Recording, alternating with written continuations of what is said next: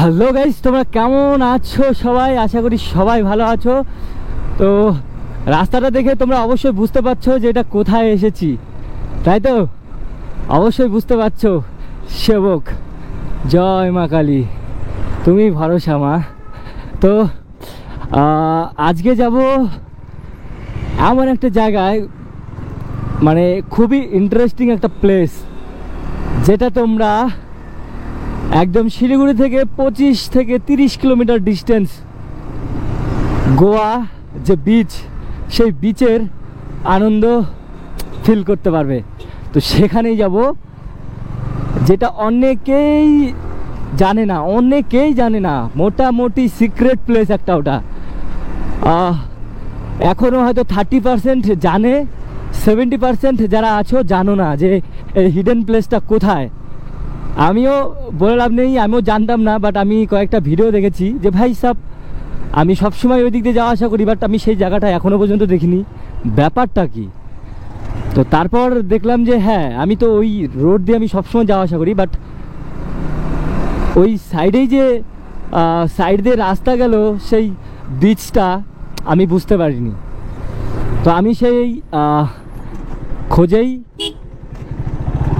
বেরিয়েছি, আজকে তোমাদেরকে সেই জায়গাটা শেয়ার করব। আর আশা করি সেই জায়গাটার ফিল আলাদা, একটা আনন্দ উপভোগ করতে পারবো, অ্যান্ড তার সাথে তোমাদের সঙ্গেও শেয়ার করতে পারবো। তো পাশে সেবক ব্রিজটা পার করে আসলাম, করোনেশন ব্রিজ।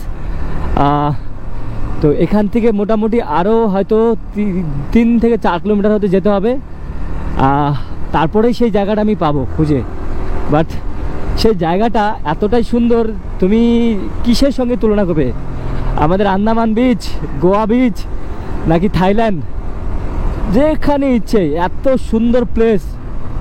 আমি সত্যি অবাক হয়ে গেছি যে ওখানে এত সুন্দর একটা জায়গা থাকবে। তো চলো একদম ওখানে গিয়ে দেখা হচ্ছে। ওকে, এই সেই জায়গা, যে জায়গার এতটা পপুলারিটি পেয়েছে। জাস্ট ভিড়টা দেখো, যে কত টুরিস্ট গাড়ি এখানে দাঁড়িয়েছে। এই হচ্ছে হিডেন প্লেস। ওকে, তো চলো গাড়িটা আমি এখানে রাখি। জায়গাটা দেখে রাখো, যদি কেউ আসো সেবক থেকে বেশি না 2 থেকে 3 কিলোমিটার আসলেই এই বড় একটা গাছ পড়বে, অ্যান্ড এই যে বাঁদিকে একটা রাস্তা গেছে, যেটা হচ্ছে ট্রেন লাইনের কাজ হচ্ছে। তো আর এখান থেকে যদি আরও 2-3 কিলোমিটার যাও তাহলে ড্যামটা পাওয়া যাবে, কালীঝরা। তো তার আগেই দেখো কত টুরিস্ট গাড়ি এসছে এখানে ঘুরতে। তো দেখো, নতুনত্ব যত টুরিস্ট প্লেস হবে তত টুরিস্টদের জন্য ভালো। বাট এটা আমি আশা করি এখন যেভাবে আমরা ঢুকছি এখানে, যদি জায়গাটা সেরকমভাবে মান্যতা পায়, তবে দেখবে এই রাস্তাটাও দেখবে চেঞ্জ হয়ে গেছে আগামীতে। ভিতরে বোধহয় ভিড় ভালোই হয়েছে, আশা করা যায়, জানি না, তবে না গেলে বোঝা যাবে না কেমন জায়গা।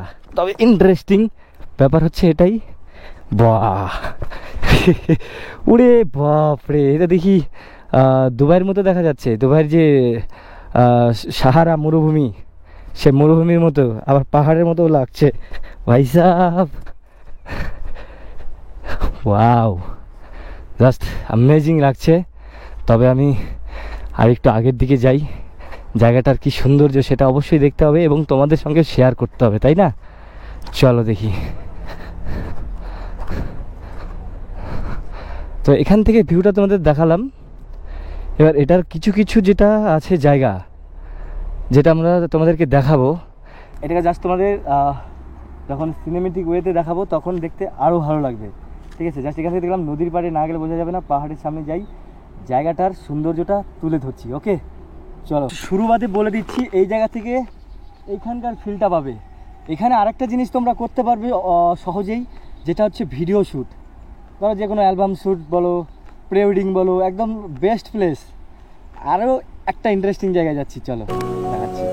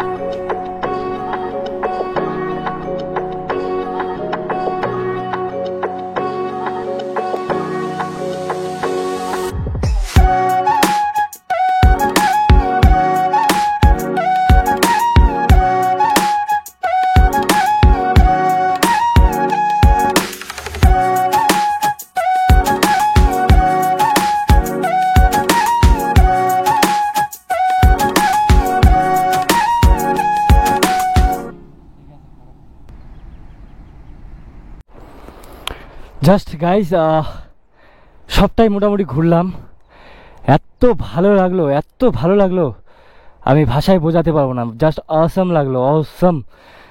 এই বালিগুলোর ডিজাইনগুলো দেখো, হিমালয়ের কাঞ্চনজঙ্ঘা পাহাড়গুলো যেগুলো আছে, পর্বত, সেই পর্বতগুলো মনে হচ্ছে দাঁড়িয়ে আছে এখানে। এটার একটা সৌন্দর্য সত্যিই অসাধারণ লাগছে।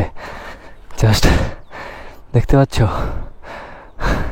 প্রত্যেকটা, ওখানে এখানে সব জায়গাতেই আমাদের কাঞ্চনজঙ্ঘা দেখা যাচ্ছে ভাই। এখানে কি নেই, সব কিছু দেখা যাচ্ছে এখানে, সব এভরিথিং।